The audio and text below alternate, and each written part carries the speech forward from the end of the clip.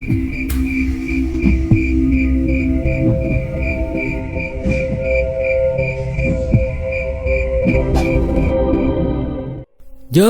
aku nyusul!" teriak Danan yang terdengar dari bawah. Tapi ucapannya itu belum terwujud dengan keberadaan penumpang kereta yang berkerumun mengarah padanya. "Gak usah, Nan, biar aku yang ngurusin demit ini. Kamu cari cara untuk menyadarkan orang-orang itu dan menghentikan kereta ini," balas Cahyo dengan teriakan. Danan yang tengah dikepung mendapati masinis dan petugas kereta juga ikut merayap di dinding di gerbong belakang. Danan panik. Berarti tak ada yang mengemudikan laju kereta. Danan segera bergegas berbalik dan mencoba menerabas kerumunan penumpang kesurupan yang menghadangnya layaknya zombie. Prioritas utamanya adalah masinis kereta.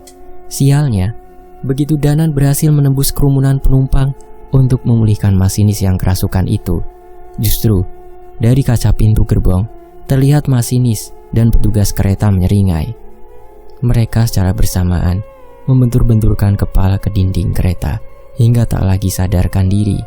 Darah bermuncratan dari kepala mereka. Danan mengepalkan tangannya keras. Sulit untuknya menahan amarah karena semua penumpang di dalam kereta ini dikorbankan hanya demi menghentikan dirinya dan Cahyo. Danan akhirnya duduk bersemedi. Ia hanya bisa berharap Cahyo sanggup menghentikan Ki Tunggul Pati di atas atap kereta, sementara ia harus mengerahkan energi yang besar untuk memulihkan puluhan penumpang yang kini merayap ke arahnya dengan kuku penuh darah dan wajah dengan urat-urat yang keluar layaknya mayat hidup.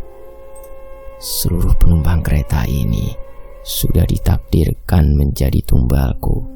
Tidak ada gunanya kalian melawan," ucap Ki Tunggul Pati dengan seringaian yang bengis. Ia yang sebelumnya berwujud kakek-kakek kini berubah menjadi sosok bertangan 4 yang panjang dan bergerak menyerupai seekor laba-laba raksasa. Ia mencengkeram satu gerbong dengan tangan dan kakinya yang panjang untuk menghadang Cahyo di atap kereta. "Jangan bercanda," Cahyo mengepalkan tangannya. Ia tak langsung memanggil Wonosuro, tapi menggunakan ajian penguat raga dan menghantamkan pukulan ke arah wajah Ki Tunggul Pati. Serat! Ki Tunggul Pati tahu ia tidak bisa menahan serangan Cahyo yang melesat cepat karena ukuran tubuhnya, tapi ia meludahkan cairan hitam yang sanggup melelehkan benda ke arah Cahyo. Beruntung, Cahyo menyadarinya dan memilih menyingkir. Sial, ini merepotkan.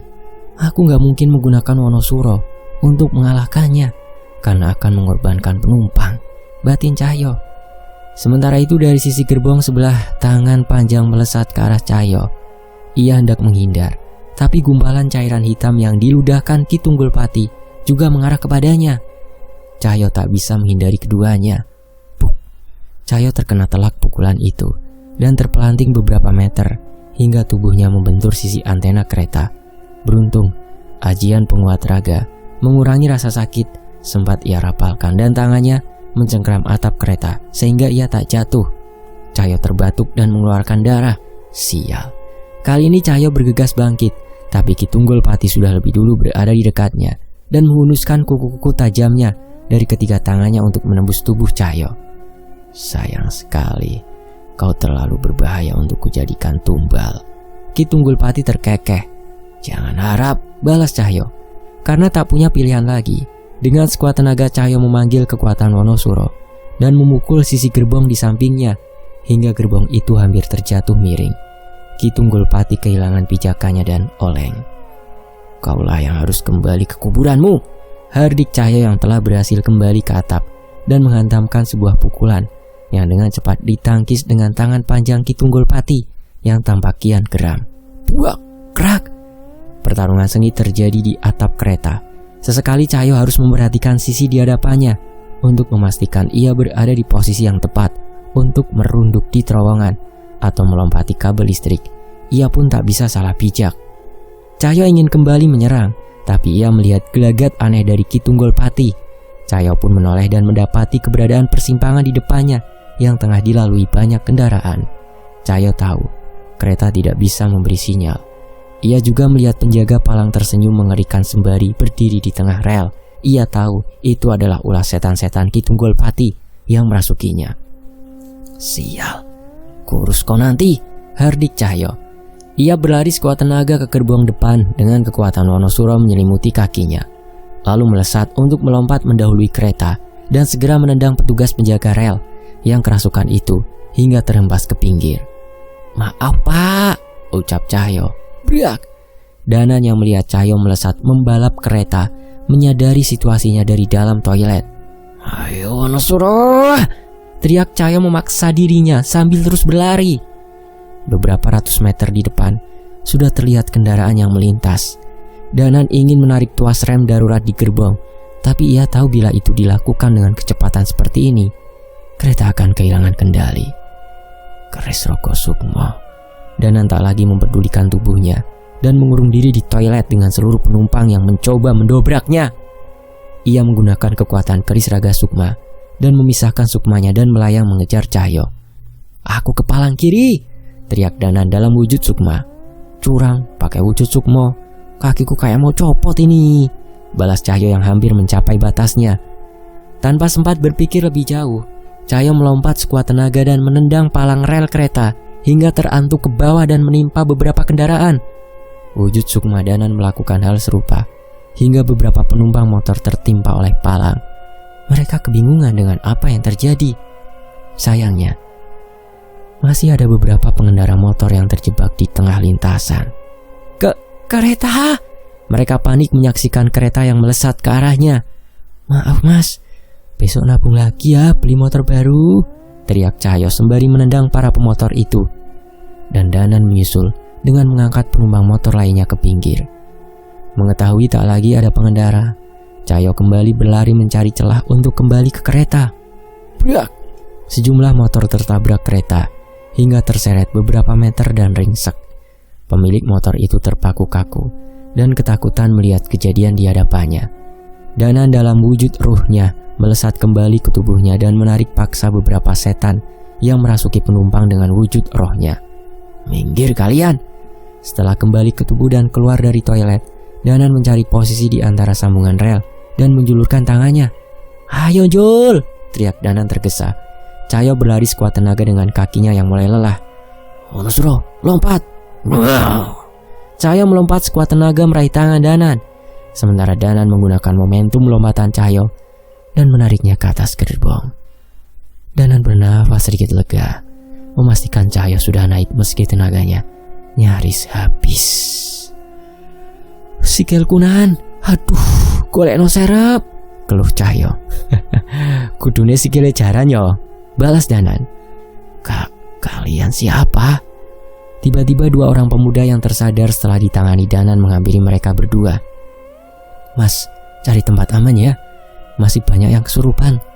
Tolong bantu penumpang lain yang sudah sadar dibawa juga ke tempat yang aman," ucap Danan berusaha tersenyum. "Kusno, mereka yang nyembuhin kita dan penumpang kesurupan tadi?" "Iyo Kasdi," balas pemuda itu. Cahyo memaksa berdiri dan menghampiri mereka. "Mas, cepat cari tempat aman ya. Setan itu masih menguasai kereta ini. Kalian bisa saja kesurupan lagi." Danan pun kembali mempersiapkan diri untuk melanjutkan tugasnya. "Mas, selesaikan saja setan itu. Biar kami cari cara untuk menghentikan kereta ini," kata Kusno. Danan dan Cahyo saling bertatapan mendengar inisiatif itu. "Mas-masnya ndak takut?" tanya Danan memastikan. "Kami pernah naikin kereta yang ndak kalah seremnya Mas. Harusnya kalau cuma mencari cara untuk menghentikan kereta ini, itu bukan perkara sulit," balas Kusno. Danan dan Cahyo bersyukur menemui kedua pemuda yang Danan rasa bisa dipercaya. Mereka pun bergegas menaiki gerbong. Sementara kedua pemuda itu menerobos penumpang lain menuju gerbong lokomotif. Ki Tunggulpati tengah duduk pada dua gerbong di depan mereka.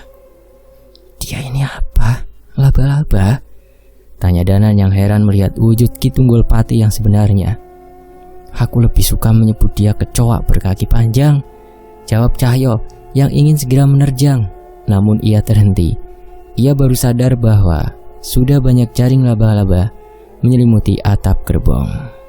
"Kalian tahu kan resikonya bila memasuki sarang laba-laba?"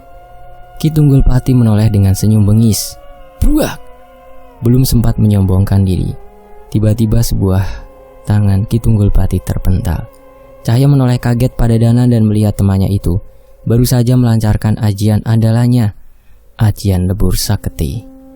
"Banyak omong, kami gak perlu meladeni ocehanmu," ucap Danan. Danan sudah bersiap dengan ajiannya sekali lagi untuk menghajar Ki Tunggul Pati yang berusaha bangkit dari posisi tersungkurnya. "Bocah sialan, akan kuhabisi nyawa kalian," hardik Ki Tunggul Pati.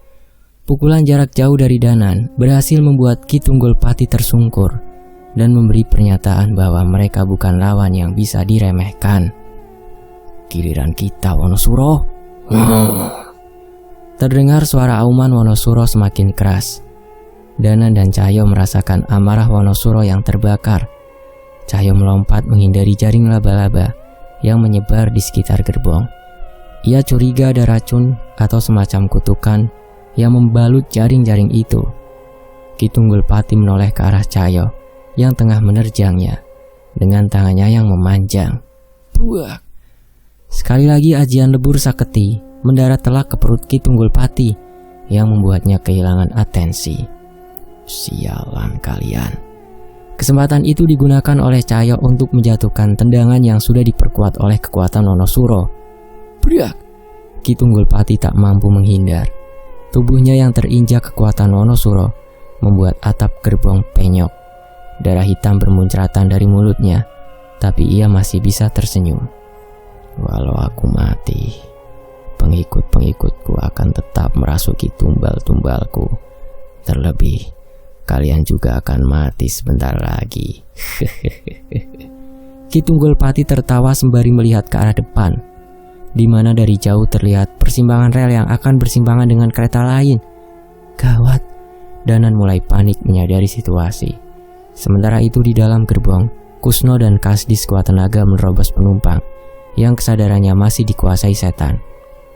"Ini kayak di kereta tumbal dulu, Nok. Setan-setan merayap di langit-langit," keluh Kasdi yang tetap berlari meski seluruh tubuhnya merinding. "Enggak, Di.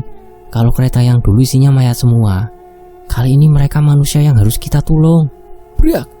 Kusno pun menutup pintu gerbong terdepan yang menyambung dengan lokomotif. Mereka berhasil.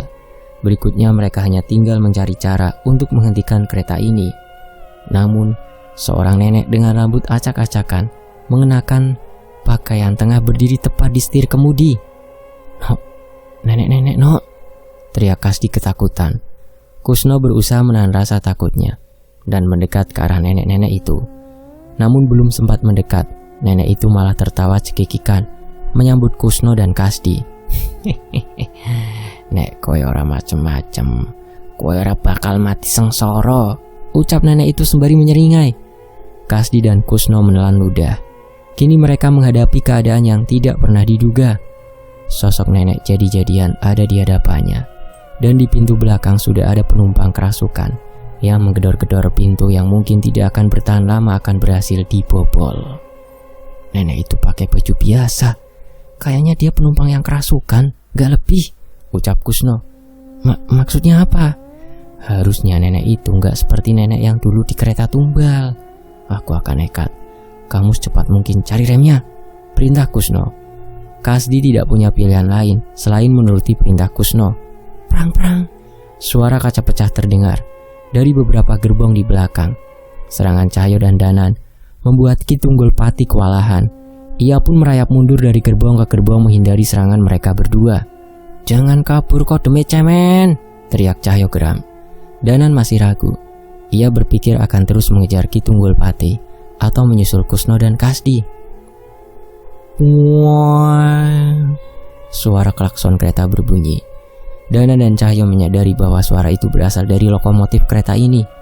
"Mereka berhasil sampai di depan," kata Cahyo dengan mengangguk dan memantapkan diri untuk kembali mengejar Ki Tunggul Pati. Tapi mereka lengah. Tanpa sadar, Danan menginjak jaring laba-laba yang sudah begitu banyak menyebar di atap gerbong kereta. Apa ini? Seluruh tubuh Danan perlahan mulai terlilit jaring laba-laba yang berwarna hitam milik Ki Tunggul Pati. "Satu tikus kena, tinggal satu tikus lagi." Ki Tunggul Pati tertawa. "Danan!" Cahyo panik. "Jangan kesini, jangan sentuh jaring ini." Danan berusaha membebaskan diri, tapi kesulitan. Cahyo memutuskan untuk fokus mengalahkan Ki Tunggulpati. Sebuah pukulan menghantam tubuh Ki Tunggulpati. Cahyo terus menghujamkan pukulan bertubi-tubi kepada Ki Tunggulpati. Tapi tubuh demit itu masih belum ada tanda-tanda akan tumbang. Percuma saja, kalian yang akan mati lebih dulu. Ki Tunggulpati cengengesan. Cahyo tidak terprovokasi. Ia terus menyerang Ki Tunggulpati hingga tidak ada celah untuk makhluk bertangan besar itu untuk melawan. "Minggir, Jol!" Terdengar suara dari arah belakang. Cahyo menyadari ada sesuatu yang datang dari arah belakang. Ia pun melompat dan mencari berpegangan di salah satu pinggir gerbong. Tepat ketika Cahyo menyingkir, kilatan cahaya muncul dari sebuah keris yang dihujamkan oleh Sukmadanan.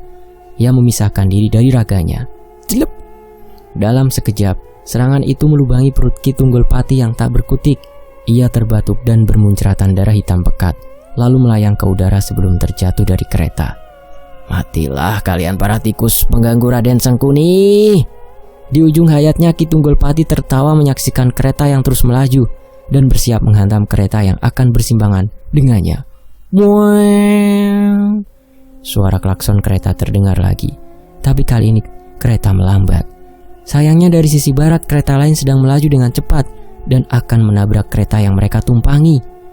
"Gak akan sempat," ucap Danan yang berhasil melepaskan dirinya dari jerat jaring Ki Tunggulpati. Ia menyadari meski kecepatan kereta melambat, dampak dari tabrakan kereta akan menjadi bencana. Sial, Wonosuro, kita kerja lagi!" Cahyo bergegas mengambil kuda-kuda sebelum dalam satu lesatan ia loncat ke rel dan menahan laju kereta. "Dian kamu, Jol!" teriak Danan yang khawatir ketika melihat Cahyo terseret belasan meter demi menghentikan laju kereta. "Tenang, habis ini kita puas-puasin makan pisang Mbok Darmi," ucap Cahyo pada Wonosuro. "Sini maju!" Gerak!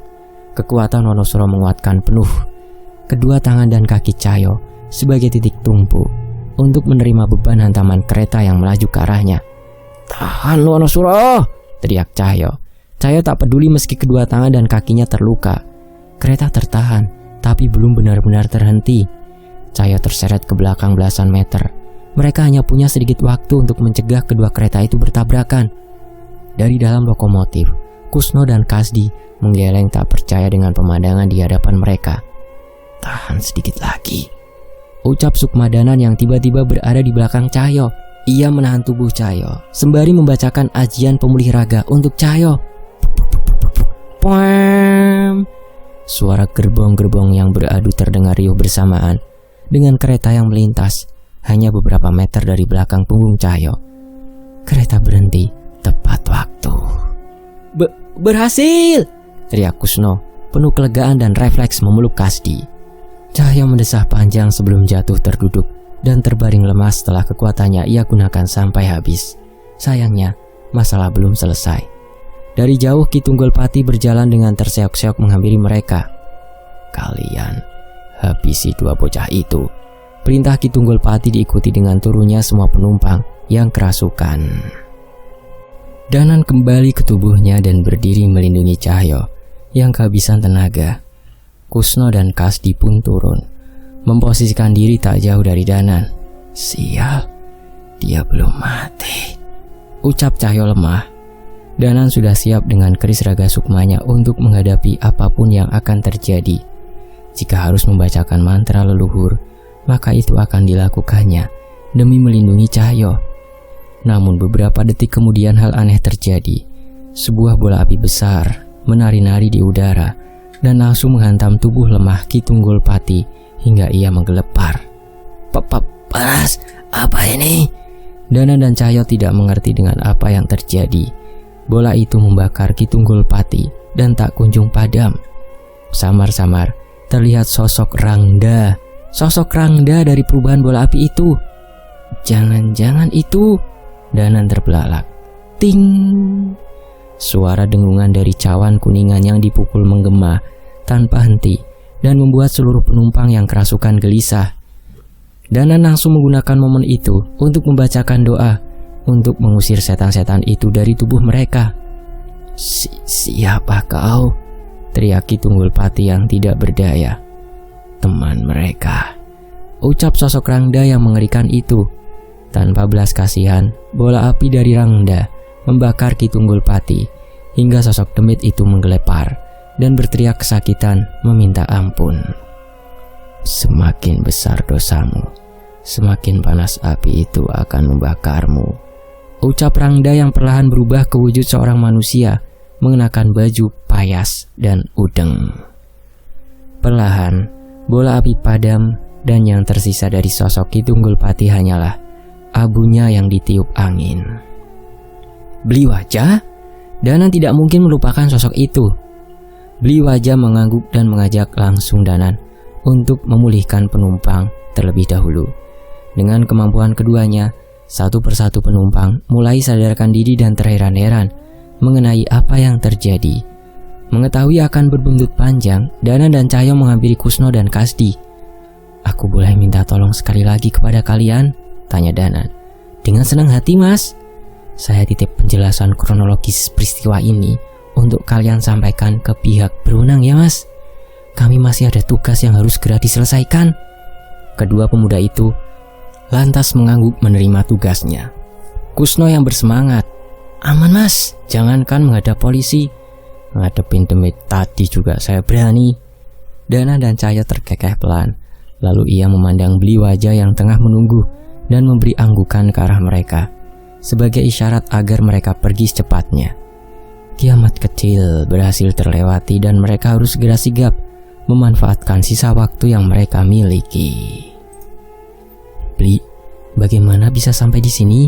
tanya Danan sambil terus berjalan. "Seluruh roh keramat di tempat saya gelisah. Mereka merasakan pergolakan di tanah ini. Saya merasa kekuatan saya pasti juga dibutuhkan," jawab Beli Wajah. Danan dan Cahyo mengangguk sembari tersenyum. Mereka sama sekali tidak menyangka akan mendapatkan bantuan dari seberang yang nun jauh. "Terus ini kita udah jalan jauh, Bli. Kita mau berhenti di mana, Bli?" tanya Cahyo yang benar-benar kelelahan. "Tahan sebentar ya, Mas. Nanti sampai sana biar saya coba pulihkan." Cahyo tersenyum kecut. Tapi ia juga tahu persis bahwa ilmu pengobatan Beli Wajah tidak kalah dengan ilmu Pak Le. Mereka memasuki area sebuah desa. Ada sebuah rumah etnik yang cukup besar, yang di depannya sudah terparkir beberapa motor.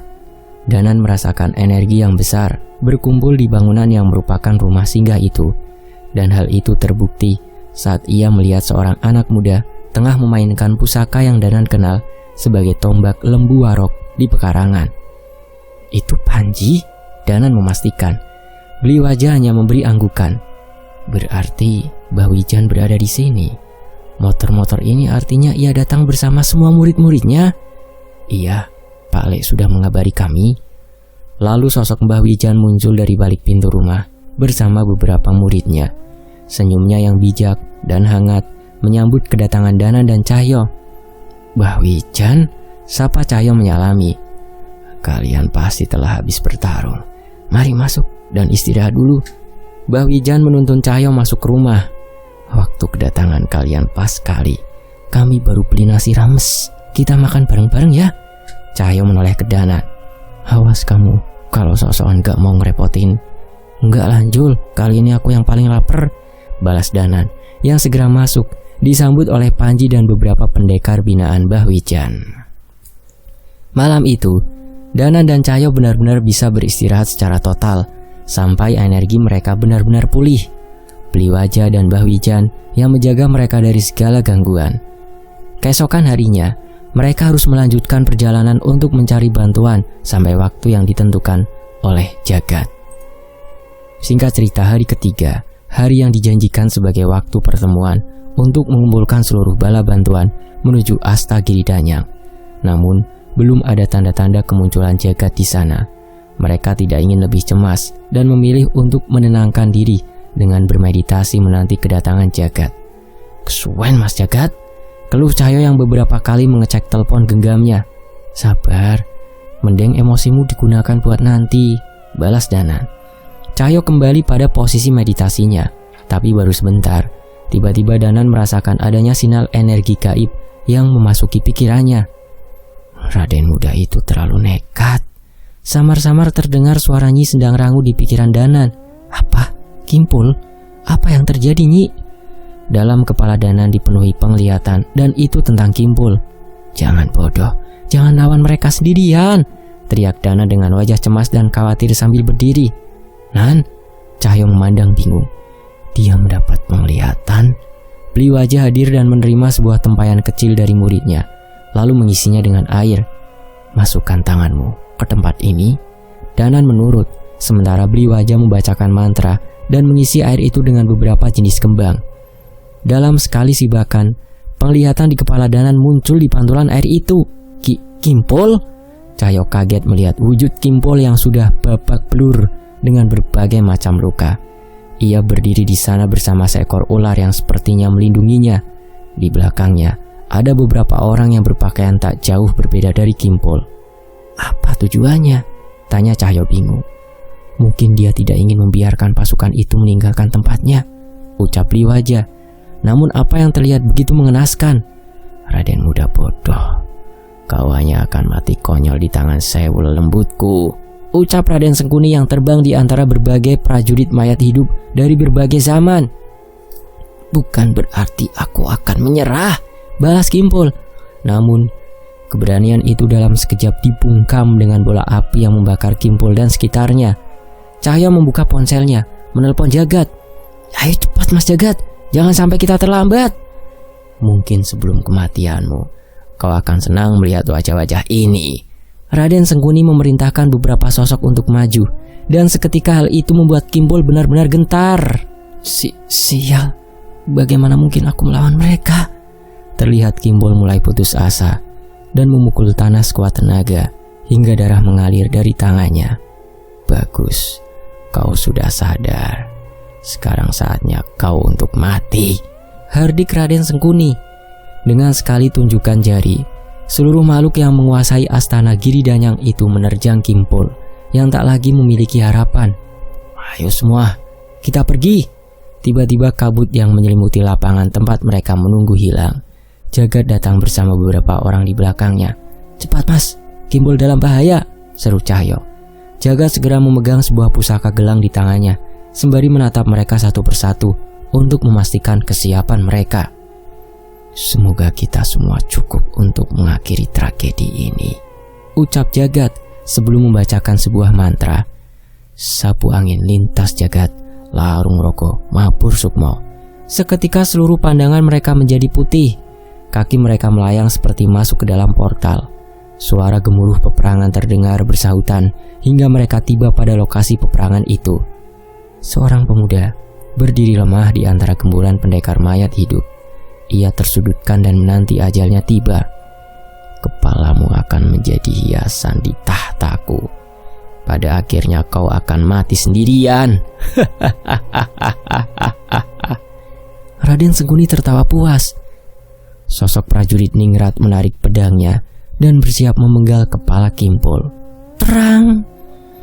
Belum sempat pedang itu menyentuh leher Kimpul, Danan sudah berada di sana dan menahan serangan itu dengan keris raga sukmanya.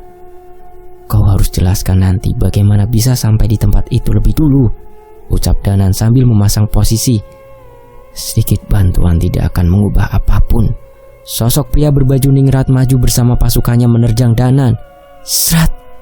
4 buah keris dirga melayang, menahan gerakan sosok itu dan langsung tumbang.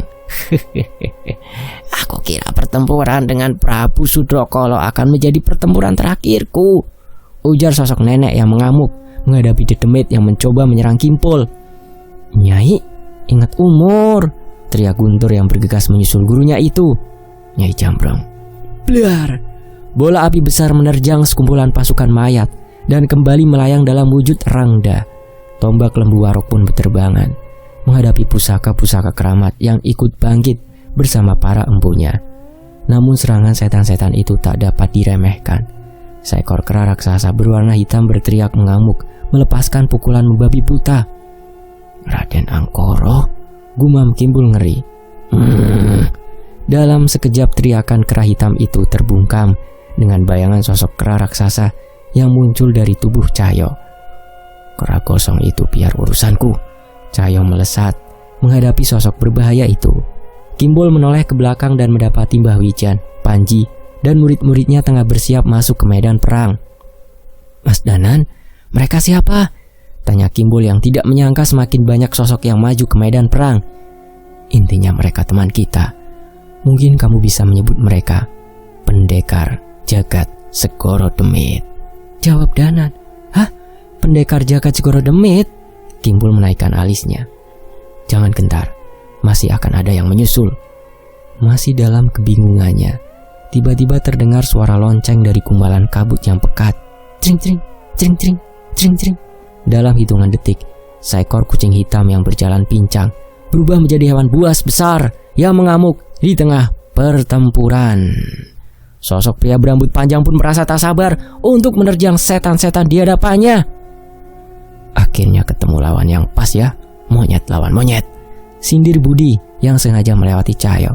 "Ah, dasar mamang gondrong, datang-datang cari perkara," teriak Cahyo menahan kesal. Dan bersambung. Nantikan bagian berikutnya hanya di Fakta Sejarah. Terima kasih semuanya, saya pamit. Wassalamualaikum